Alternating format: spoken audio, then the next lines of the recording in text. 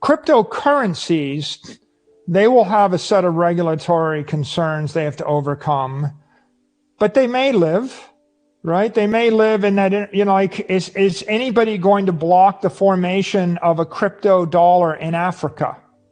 I don't know. The Africans might need one, right?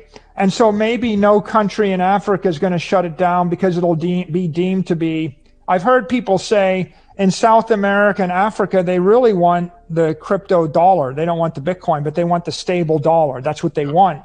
And so maybe those things form and they fill that niche and that works well. And maybe the privacy thing comes to life. And with regard to DeFi, well, it'll come to life everywhere if it's viewed as a technical innovation that is more functional, that evolves faster than the centralized versions. But it will struggle if it is viewed as a competitor or as regulatory arbitrage defeating the regulated exchanges, right? So there's space in cyberspace to create new crypto creatures.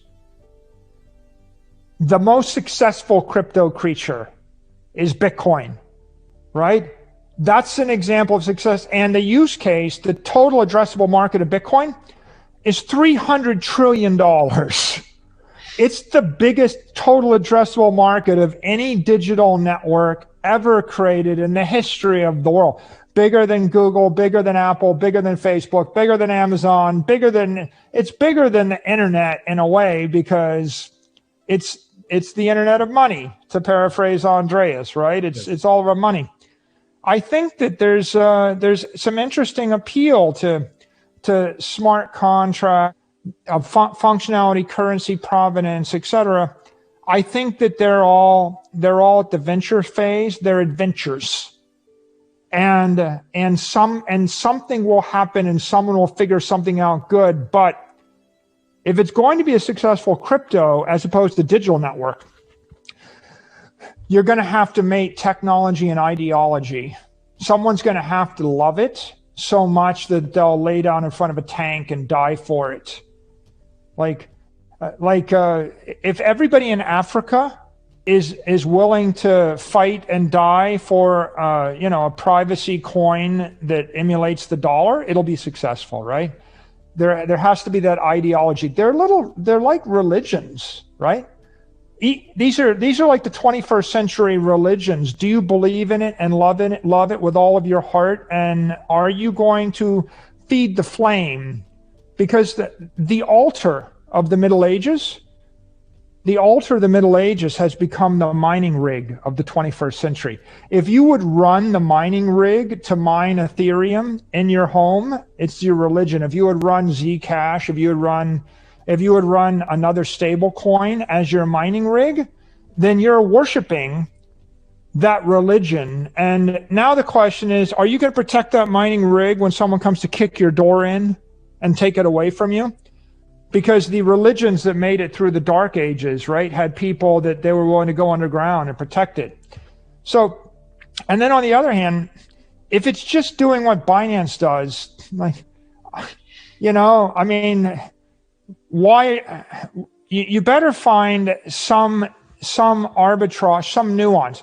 Maybe it's a regulatory arbitrage, but maybe if you can come up with some totally decentralized idea that causes people in cyberspace to be able to cooperate with each other 1,000 times faster. Like, for example, the argument against KYC AML is it slows everybody down. It takes them 3 months or 6 months in order to interact with each other instead of 6 seconds. And if I could take it to 6 seconds, then maybe I could trade with 197,000 counterparties on a Saturday afternoon. And then maybe that creates an emergent behavior, like in nature, some emergent process which creates something of beauty. If you can create that emergent process, then you can birth something that's going to live on in cyberspace. And I think that Bitcoin is that emergent process for monetary energy. And it doesn't need to be that much more than that, right? That's enough. That's like plankton. It's the base layer in the ecosystem. But then, you know, there's birds that fly, and there's fish that swim, and there's sharks that eat the fish. These are also life forms. And by the way, nature creates a lot of them. And, you know, the shark bird doesn't work, you know, like sometimes you try to do too much. So when I think about Ethereum, I think it's evolving. There are all these things it wants to be, right? I mean, Ethereum 1.0 is a life form. Ethereum 2.0 is a different life form. So let's be clear, right? I can't give you an opinion on Ethereum 2.0 until it comes to life. And 3 years to 5 years after it comes to life, I'll tell you what I think of it.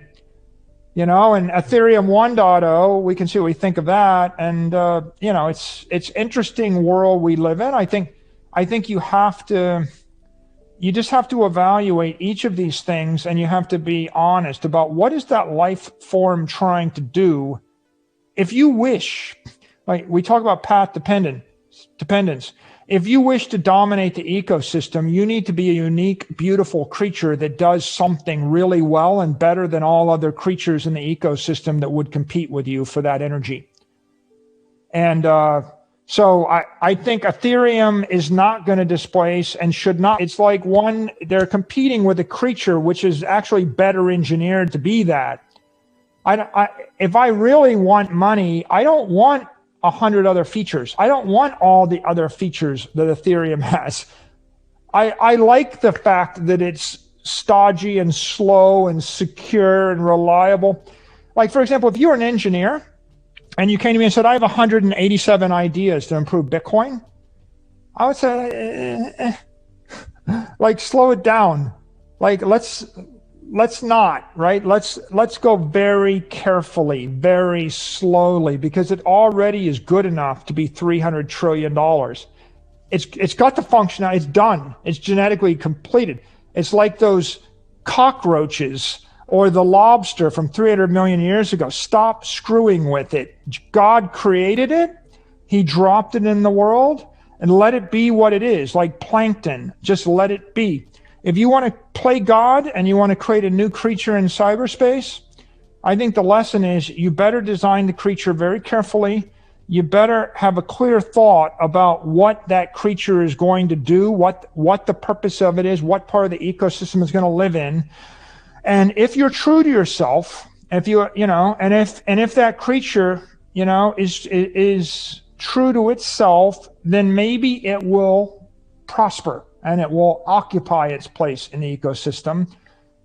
But, you know, there's not a lot of space for so you better figure out what you want to be when you grow up, and you should commit to that thing, and you should be comfortable with it.